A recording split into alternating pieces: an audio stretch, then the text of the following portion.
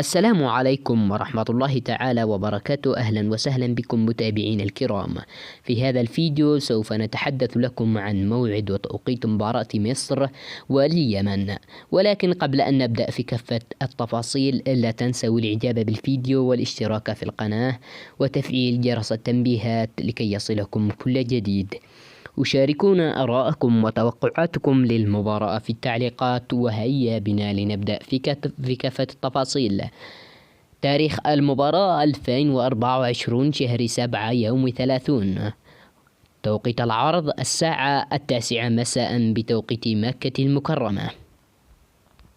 وأما عن القنوات الناقلة فسيكون القناة المصرية أون تايم سبورت 1.